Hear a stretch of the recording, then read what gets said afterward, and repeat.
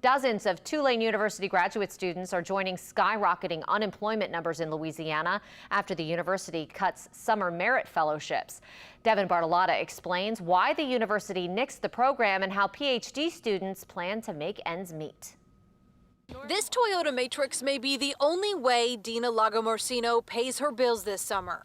I literally put my car on Tulane classifieds today because I can't afford it. The PhD student is unemployed after Tulane University announced via email it won't be awarding any summer merit fellowship grants due to COVID-19.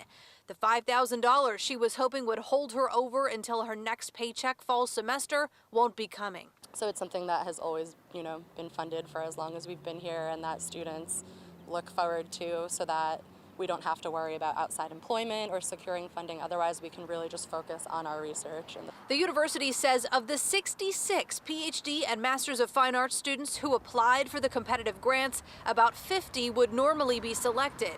It's canceling the program this summer due to, quote, continued limitations on travel and the closure and/or inaccessibility of many archives, libraries, and research sites. It makes us feel like Tulane doesn't care about its graduate workers.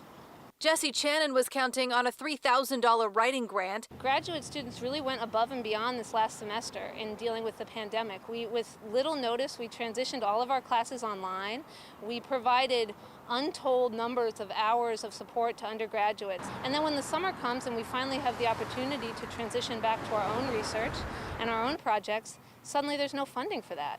Tulane University has extended its PhD timeline from 7 to 8 years, and just this spring, under a new program, awarded 11 students more than $250,000 in support. But this summer, its students are left navigating unemployment. In New Orleans, Devin Bartolotta, Eyewitness News.